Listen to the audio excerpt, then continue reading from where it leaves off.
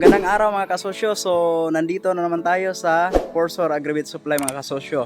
So sa nakaraang mga content ko mga kasosyo, merong nagtanong kung ano ba yung pwedeng solusyon doon sa mga merong bukbok na feeds mga kasosyo. So ngayon mga kasosyo, hindi naman most of the time meron tayong mga bukbok dito sa tindahan. Pero ngayon kasi nakuha ako ng stock doon sa kinukuhaanan ko na malaking aggregate supply na mayroong bukbok yung stock na binigay nila. Ngayon mga kasosyo, ituturo ko sa inyo kung paano remedyohan yung problema natin sa bukbok sa feeds mga kasosyo. So pupuntahan natin yung feeds na mayroong bukbok mga kasosyo. Tapos bibigyan ko kayo ng tip ko ano ba yung pwedeng prevention dun, pwedeng prevention mga kasosyo at pwedeng gawin para at least medyo mabawasan o mawala yung mga bukbok sa ating feeds.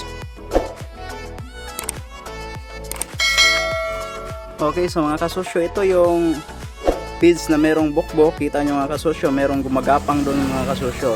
So ito ay Vital, Pigrolac Vital Lactation mga kasosyo. So siguro matagal na ito nakastock doon sa kinukuhanan ko ng stock mga kasosyo, kaya maraming bukbok. So kung makikita nyo mga kasosyo, yan, merong mga bukbok gumagapang. Yan.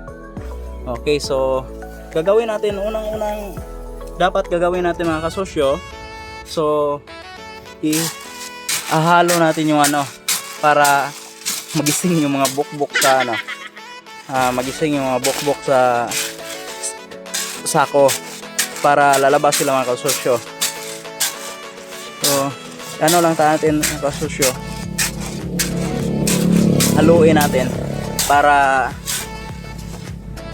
pupunta sa taas yung mga bukbok sa feeds para mabawasan. Okay, so ganoon lang natin mga kasosyo.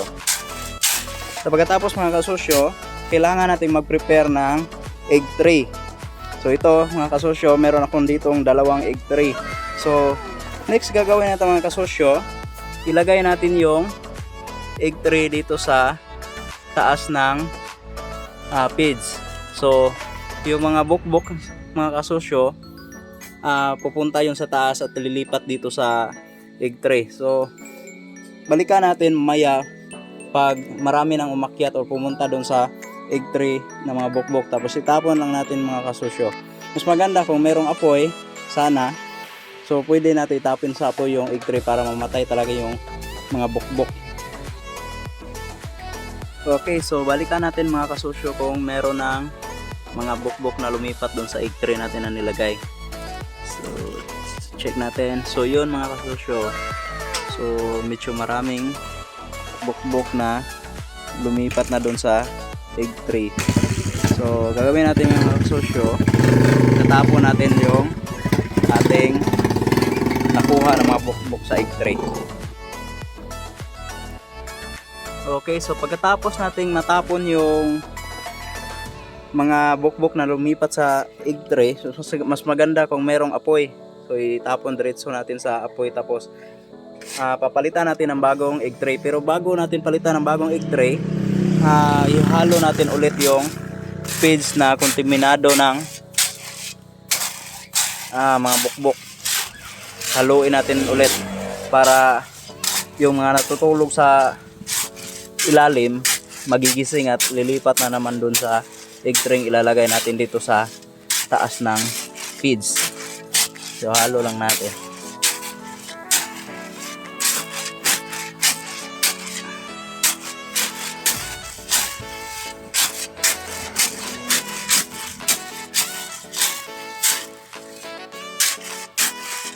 So kung makikita natin, so medyo hindi na ganun kadami yung mga bukbok, pero meron pa rin yan sa doon sa bandang ilalim.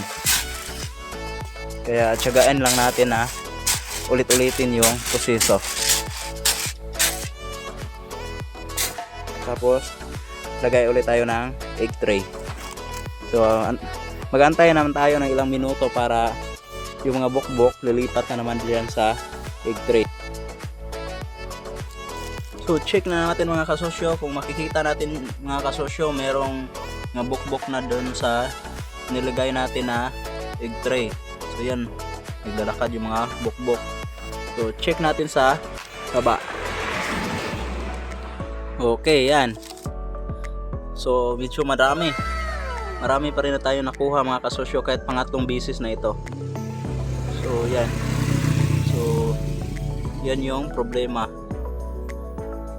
So lilipat yung mga bukbok doon sa nilagay natin na egg tray. So tapon na naman natin to mga kasosyo.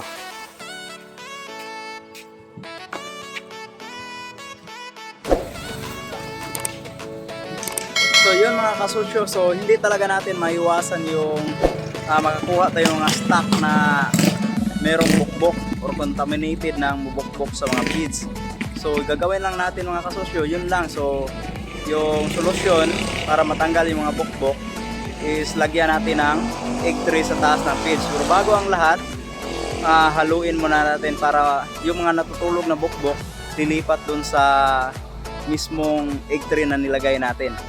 Tapos isa pa mga kasosyo, para mabawasan yung mga bukbok natin, bibili lang tayo ng mga fast moving product mga kasosyo. So huwag tayo mag-stock ng maraming feeds na hindi naman nabibenta agad, kasi once na tumagal yun sa stock room or sa mga storage area natin o bodega, ang mangyayari nun mga kasosyo, lalapitan at lalapitan talaga ng mga bukbok.